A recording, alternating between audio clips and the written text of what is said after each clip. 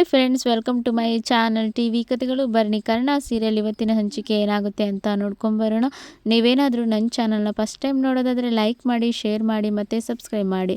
ಇಲ್ಲಿ ರಮೇಶ್ ಅವರು ತುಂಬಾ ಪ್ಲ್ಯಾನ್ ಮಾಡಿ ಕರ್ಣ ಮತ್ತು ನಿಧಿಯನ್ನು ದೂರ ದೂರ ಮಾಡಬೇಕು ಮತ್ತು ಕರ್ಣ ಅವರನ್ನು ಕೂಡ ಒಂದು ಕಾನ್ಫರೆನ್ಸಲ್ಲಿ ಅಟೆಂಡ್ ಮಾಡಬೇಕು ಅಂತ ಹೇಳಿ ನಯನತಾರ ಅವರು ಕರ್ಣ ಅವರನ್ನು ಕರ್ಕೊಂಡು ಹೋಗಿರ್ತಾರೆ. ಮತ್ತು ಯಾವುದೇ ರೀತಿ ಫೋನು ರಿಸೀವ್ ಮಾಡಲಿಕ್ಕೆ ಆಗ್ತಾ ಇರೋದಿಲ್ಲ. ಮತ್ತು ನಿಧಿ ಅವರ ಹಾಸ್ಪಿಟ್ಲಲ್ಲಿ ಕೂಡ ನೀರು ಬರದೆ ತೊಂದರೆ ಆಗಿರುತ್ತೆ. ಇದನ್ನೆಲ್ಲ ರಮೇಶ್ ಅವರು ಅಲ್ಲೇ ಕೂತ್ಕೊಂಡು ಮತ್ತು ನಿಧಿ ಅವರು ಒಬ್ಬರೇ ಬೇಜಾರಾಗಿ ಇರ್ತಾರೆ. ಮತ್ತು ಯಾವುದೇ ಪೇಷಂಟ್ಗಳು ಬರ್ತಾ ಇರೋದಿಲ್ಲ. ಇದನ್ನು ನೋಡಿ ರಮೇಶ್ ಅವರು ತುಂಬಾ ಖುಷಿಯಿಂದ ಇರ್ತಾರೆ. ನಾನು ಇಬ್ಬರನ್ನು ದೂರ ದೂರ ಮಾಡಿದ್ದು ನನಗೆ ತುಂಬಾ ಖುಷಿ ಆಗ್ತಿದೆ ಅಂತ ಹೇಳಿ CCTVಯಲ್ಲಿ ನೋಡುವವರು ತುಂಬಾ ಖುಷಿ ಪಡ್ತಾ ಇರ್ತಾರೆ. ಇಲ್ಲಿ ರಮೇಶ್ನ ಪ್ಲ್ಯಾನು ನಿಧಿ ಮತ್ತು ಕರ್ಣನ ದೂರ ಮಾಡಬೇಕು ಮತ್ತು ನಿಧಿ ಕರ್ಣನ ಒಂದು ಮಾಡಿ ಅವರು ಬೆಳೆಯುವಷ್ಟರಲ್ಲಿ ಅದನ್ನು ಚೂಟಿ ಆಗಬೇಕು. ಮತ್ತು ಯಾವುದೇ ಕಾರಣಕ್ಕೂ ಕೂಡ ಅವರು ಯಾರು ಕೂಡ ಖುಷಿಯಾಗಿ ಇರಬಾರ್ದು.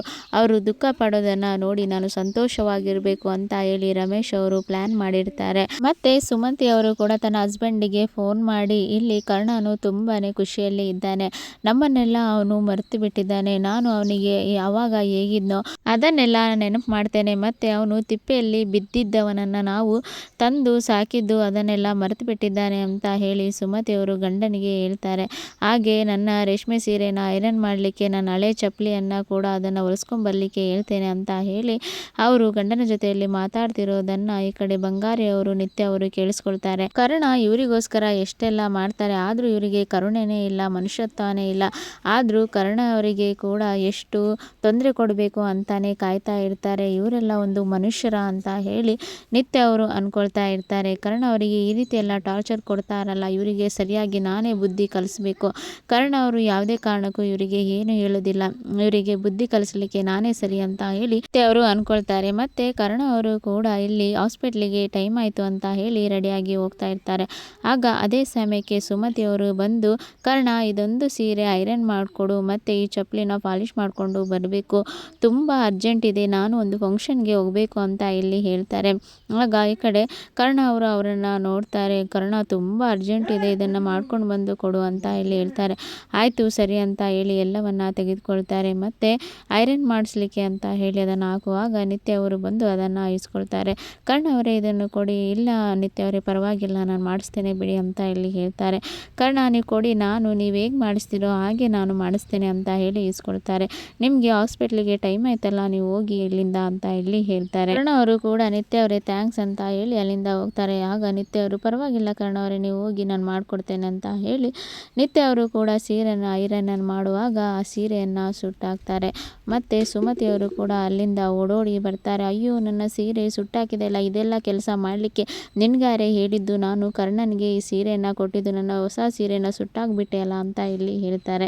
ಆಗ ಈ ಕಡೆ ನಿತ್ಯ ಅವರು, ನಾನು ಬೇಕು ಅಂತ ಸುಟ್ಟಾಕಲಿಲ್ಲ, ಅದು ಐರನ್ ಮಾಡುವಾಗ ಸುಟ್ಟೋಯ್ತು, ಆದರೆ ನಿನಗೆ ಯಾಕೆ ಐರನ್ ಮಾಡಲಿಕ್ಕೆ ಹೇಳಿದ್ದು, ನಾನು ಕರ್ಣ ಅವರಿಗೆ ಹೇಳಿದ್ದು ಅಂತ ಸುಮತಿ ಮತ್ತೆ ಹೇಳುವಾಗ, ಕರ್ಣ ಅವರು ಪಾಪ ಬೆಳಗ್ಗಿಂದ ಸಾಯಂಕಾಲದವರೆಗೂ ಹಾಸ್ಪಿಟ್ಲಲ್ಲಿ ವರ್ಕ್ ಮಾಡಿ ತುಂಬಾ ಟಯರ್ಡ್ ಆಗಿರ್ತಾರೆ, ಮತ್ತು ಈ ಕೆಲಸ ಎಲ್ಲಿ ಮಾಡ್ತಾರೆ ಅಂತ ಹೇಳಿ ನಾನೇ ಅದನ್ನು ಇಸ್ಕೊಂಡೆ. ಮತ್ತು ನಾವು ಮನೆಯಲ್ಲಿ ಕೂಡ ಸುಮ್ಮನೆ ಬಿಟ್ಟಿಯಾಗಿ ಬಿತ್ತಿರ್ತೇವೆ ಅಲ್ಲ, ನಮಗೆ ಯಾವುದೇ ಕೆಲಸ ಇರೋದಿಲ್ಲ, ಅವರಾದರೂ ಕೂಡ ತುಂಬಾ ಕೆಲಸ ಮಾಡಿ ಟಯರ್ಡ್ ಆಗಿರ್ತಾರೆ ಅಂತ ಹೇಳಿ ನಾನೇ ಈ ಸೀರೆನ ಇಸ್ಕೊಂಡೆ ಅಂತ ಹೇಳಿ ಕೊಂಕು ನುಡಿಯಲ್ಲಿ ಸುಮತಿಗೆ ತಾಗೋ ಹಾಗೆ ಅವರು ಮಾತಾಡ್ತಾರೆ. ಆಗ ಸುಮತಿಯವರು, ನೀನು ನನಗೆ ಮಾತಾಡ್ತಾ ಇದೆಯಾ ಅಂತ ಇಲ್ಲಿ ಹೇಳ್ತಾರೆ. ಆಗ ಈ ಕಡೆ ನಿತ್ಯ ಅವರು, ಹೌದು ನಿಮಗೆ ಮಾತಾಡ್ತಾ ಇದ್ದೇನೆ, ನಿಮಗೆ ಮನೆಯಲ್ಲಿ ಏನು ಕೆಲಸ ಇಲ್ಲ, ಸುಮ್ಮನೆ ತಿಂದ್ಕೊಂಡು ಕೂತ್ಕೊಂಡಿರ್ತೀರಲ್ಲ, ಇದೆಲ್ಲ ಮಾಡ್ಕೊಳ್ಳಿಕ್ಕೆ ಆಗೋದಿಲ್ವಾ ಅಂತ ಇಲ್ಲಿ ಹೇಳ್ತಾರೆ. ಅವರು ಕೆಲಸ ಮಾಡಿ ಬರ್ತಾರೆ, ಅವರಿಗೆ ಮತ್ತೆ ಈ ಕೆಲಸವನ್ನು ಒಪ್ಪಿಸ್ತೀರಲ್ಲ, ನಾಚಿಕೆ ಆಗೋಲ್ವಾ ನಿಮಗೆ, ಮನುಷ್ಯತ್ವ ಅನ್ನೋದೇ ಇಲ್ವಾ ಅಂತ ಹೇಳಿ ನಿತ್ಯ ಅವರು ಬೈತಾರೆ. ಇನ್ಮೇಲೆ ನಾನು ಕರ್ಣನಿಗೆ ಯಾವುದೇ ರೀತಿಯಾಗಿ ನೀವು ಈ ರೀತಿ ಕೆಲಸವನ್ನು ಕೊಡೋದು ನೋಡಿದ್ರೆ ನಾನು ಸುಮ್ಮನೆ ಇರೋದಿಲ್ಲ, ನಿಮಗೆ ಯಾವ ರೀತಿ ಪಾಠ ಕಲಿಸ್ಬೇಕು ಅದೇ ರೀತಿ ಕಲಿಸ್ತೇನೆ, ನೋಡ್ತಾ ಇರಿ, ಯಾವುದೇ ಕಾರಣಕ್ಕೂ ಕರ್ಣನ ಸುದ್ದಿಗೆ ನೀವು ಬರೋ ಹಾಗೆ ಇಲ್ಲ ಅಂತ ಹೇಳಿ ನಿತ್ಯ ಅವರು ಕೂಡ ಖಡಕ್ ವಾರ್ನಿಂಗನ್ನು ಸುಮತಿಯವರಿಗೆ ಕೊಡ್ತಾರೆ. ಇದನ್ನು ಕೇಳಿ ಸುಮತಿಯವರು ಶಾಕ್ ಆಗಿ ಬೆಚ್ಚಿ ಬಿಡ್ತಾರೆ ಅಂತಾನೆ ಹೇಳ್ಬೋದು. ಇದನ್ನೆಲ್ಲ ಬಂಗಾರಿ ಅಮ್ಮ ಮತ್ತು ಕರ್ಣ ಅವರ ತಾಯಿಯವರು ಕೂಡ ನೋಡ್ತಾರೆ. ಆಗ ಬಂಗಾರಿ ಅವರು ಕೂಡ, ನೀನು ಸರಿಯಾಗಿ ಪಾಠ ಕಲಿಸಿದೆ ನಿತ್ಯ, ಅವಳಿಗೆ ಹೀಗೆ ಆಗಬೇಕು, ಯಾವಾಗಲೂ ನನ್ನ ಡಾರ್ಲಿಂಗು ಕೆಲಸ ಮಾಡಿಬಂದು ಇವ್ರ ಕೆಲಸವನ್ನೆಲ್ಲ ಮಾಡ್ತಾ ಇದ್ದ, ಆದರೆ ನೀನು ಇವತ್ತು ಆ ಸುಮತಿಗೆ ಸರಿಯಾಗಿ ಪಾಠ ಕಲಿಸ್ತಿದ್ದೀಯಾ, ಇನ್ನು ಮೇಲೆ ಅವಳು ಕರ್ಣ ಕರ್ಣ ಸುದ್ದಿಗೆ ಬರೋದಿಲ್ಲ ಅಂತ ಹೇಳ್ತಾರೆ. ಆಗ ನಿತ್ಯ ಅವರು ಕೂಡ ಅವರು ಕರ್ಣ ಸುದ್ದಿಗೆ ಬರೋದೇನು, ಅವರ ಕಡೆ ಯಾವುದೇ ರೀತಿಯಾಗಿ ತಲೆ ಹಾಕಿ ಕೂಡ ಮಲಗಬಾರ್ದು, ಅವರ ಸುದ್ದಿಗೆ ಬಂದರೆ ನಾನು ಯಾರನ್ನು ಕೂಡ ಸುಮ್ಮನೆ ಬಿಡೋದಿಲ್ಲ ಅಂತ ಇಲ್ಲಿ ಹೇಳ್ತಾರೆ. ಇದನ್ನೆಲ್ಲ ರಮೇಶ್ ಅವರು ಕೂಡ ನೋಡ್ತಾ ಇರ್ತಾರೆ. ಹಾಗೆ ಕರ್ಣನ ಮೇಲೆ ನಿತ್ಯಗೆ ಪ್ರೀತಿ ಹೆಚ್ಚಾಗ್ತಾ ಇದೆ. ಹಾಗೆ ಅವಳಿಗೆ ಸಪೋರ್ಟ್ ಆಗಿ ನಿಂತಿದ್ದಾಳೆ, ಹೀಗೆ ನಡೀಲಿ ಅಂತ ಇಲ್ಲಿ ನೋಡ್ತಾ ಇರ್ತಾರೆ. ಮತ್ತು ರಮೇಶ್ ಅವರು ಕೂಡ ನಿತ್ಯನ ಹತ್ರ ಬಂದು, ನೀನು ಒಳ್ಳೆ ಕೆಲಸ ಮಾಡಿದೆ ಅಮ್ಮ ಅಂತ ಹೇಳಿ, ನಿನ್ನ ಗಂಡನ ನೀನು ಯಾವತ್ತೂ ಬಿಟ್ಕೊಡೋದಿಲ್ಲ, ಈ ರೀತಿಯಾಗಿ ಹೆಣ್ಮಕ್ಳು ಇರಬೇಕು, ಗಂಡನಿಗೆ ಸಪೋರ್ಟ್ ಆಗಿ ನಿಲ್ಲಬೇಕು ಅಂತ ರಮೇಶ್ ಅವರು ನಿತ್ಯ ಅವರಿಗೆ ಹೇಳಿ ಬೆನ್ನು ತಟ್ಟಿ ಹೋಗ್ತಾರೆ.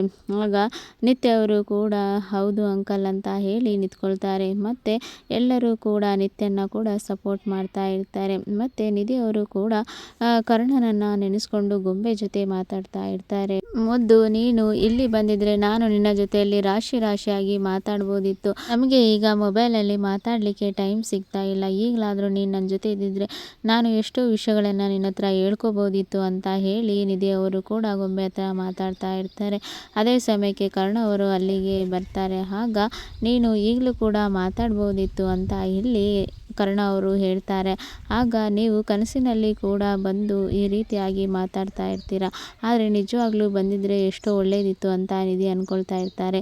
ನೀವೆಲ್ಲಾದರೂ ನಿಜವಾಗ್ಲೂ ಬಂದಿದ್ದರೆ ನಾನು ಕೃಷ್ಣನಿಗೆ ಬೆಣ್ಣೆ ಅಭಿಷೇಕ ಮಾಡಿಸ್ತಿದ್ದೆ ಅಂತ ಇಲ್ಲಿ ಹೇಳ್ತಾರೆ. ಆಗ ಕರ್ಣ ಅವರು ಕೂಡ ಅದನ್ನು ಮಾಡಿಸ್ಲಿಕ್ಕೆ ತಯಾರಿ ಮಾಡ್ಕೊಳ್ಳಿ ಅಂತ ಇಲ್ಲಿ ಹೇಳ್ತಾರೆ. ಆಗ ಈ ಕಡೆ ನಿತ್ಯ ಅವರು, ಸರ್ ನೀವು ನಿಜವಾಗ್ಲೂ ಬಂದಿದ್ದೀರಾ ಅಂತ ಇಲ್ಲಿ ಹೇಳ್ತಾರೆ. ಹಾಗೆ ನಿಧಿ ಅವರು ಕರ್ಣನ ಕೆನ್ನೆಯನ್ನು ಮುಟ್ಟಿ ನೋಡ್ತಾರೆ. ಹಾಗೆ ಕರ್ಣ ಅವರ ನಿಧಿಯ ಕೆನ್ನೆಯನ್ನು ಮುಟ್ತಾರೆ. ಆಗ ಸರ್ ನಿಜವಾಗ್ಲೂ ಬಂದಿದ್ದೀರಾ ಅಂತ ಹೇಳಿ ಹಾಕ್ಕೊಳ್ತಾರೆ. ಮತ್ತು ತುಂಬಾ ಖುಷಿಯಿಂದ ಅವರು, ಹೌದು ನಾನು ನಿಜವಾಗ್ಲೂ ಬಂದಿದ್ದೇನೆ, ನಿಮ್ಮ ಜೊತೆ ಟೈಮ್ ಸ್ಪೆಂಡ್ ಮಾಡಲಿಕ್ಕೆ ನನಗೆ ಟೈಮೇ ಸಾಕಾಗ್ತಿಲ್ಲ, ಆದ್ದರಿಂದ ನಿಮ್ಮ ನೆನಪಾಯಿತು ನಾನು ಬಂದೆ ಅಂತ ಇಲ್ಲಿ ಹೇಳ್ತಾರೆ. ಹೌದು ಸರ್, ನನಗೆ ನಿಮ್ಮ ನೆನಪು ತುಂಬಾ ಆಗ್ತಾ ಇದೆ ಅಂತ ಹೇಳಿ ನಿಧಿಯವರು ಕೂಡ ಹೇಳ್ತಾರೆ. ಆಗ ಕರ್ಣ ಅವರು ಕೂಡ ಆಯಿತು ಬನ್ನಿ, ಏನೋ ಮಾತಾಡಬೇಕು, ರಾಶಿಯಾಗಿ ಮಾತಾಡಬೇಕು ಅಂತ ಹೇಳಿದ್ರಲ್ಲ, ಮಾತಾಡಿ ಬನ್ನಿ ಅಂತ ಇಲ್ಲಿ ಕರ್ಣ ಅವರು ಕರೀತಾರೆ. ಆಗ ನಿಧಿಯವರು ಕೂಡ ನಿಮ್ಮ ಹತ್ರ ರಾಶಿ ಅನುಸಾರ ಮಾತಾಡಲಿಕ್ಕೆ ದಿನಾನೇ ಸಾಲಲ್ಲ ಅಂತ ಇಲ್ಲಿ ಹೇಳ್ತಾರೆ. ಆಗ ಆಯಿತು ಬನ್ನಿ ಅಂತ ಹೇಳಿ ಅವರು ಕೂಡ ತುಂಬಾ ಪ್ರೀತಿಯಿಂದ ಮಾತಾಡ್ಕೊಳ್ತಾ ಇರ್ತಾರೆ. ನಯನತಾರವರು ಕೂಡ ಈ ಕರ್ಣನು ನಿಧಿಯ ಮನೆಗೆ ಹೋಗಿ ಮಾತಾಡ್ತಿರೋದು ಅವರಿಗೆ ಗೊತ್ತಾಗುತ್ತೆ. ಆಗ ರಮೇಶ್ ಅವ್ರ ಹತ್ರ, ಅಣ್ಣ ನೀನು ಏನು ಮಾಡ್ತಿದ್ದೆ, ಅವರನ್ನು ದೂರ ಮಾಡಲಿಕ್ಕೆ ನಮ್ಮಿಂದ ಆಗ್ತಾ ಇಲ್ಲ, ಕರ್ಣ ನಿಧಿ ಹತ್ರ ಹೋಗಿ ಅವನು ಮಾತಾಡ್ತಾ ಇರ್ತಾನೆ, ನೀನು ಏನು ಪ್ಲ್ಯಾನ್ ಮಾಡ್ತಾ ಇದೆಯೋ ನನಗೊಂದು ತಿಳಿತಾ ಇಲ್ಲ, ನೀನು ಆದಷ್ಟು ಬೇಗ ಅವರನ್ನು ದೂರ ಮಾಡಬೇಕು ಅಂತ ಇಲ್ಲಿ ಹೇಳ್ತಾರೆ. ಆಗ ರಮೇಶ್ ಅವರು, ನಯನತಾರ ಸ್ವಲ್ಪ ತಾಳ್ಮೆಯಲ್ಲಿ, ಆಗೋ ಕೆಲಸ ಎಲ್ಲ ಅದೇ ಟೈಮಿಗೆ ಆಗುತ್ತೆ ಅಂತ ಇಲ್ಲಿ ಹೇಳ್ತಾರೆ.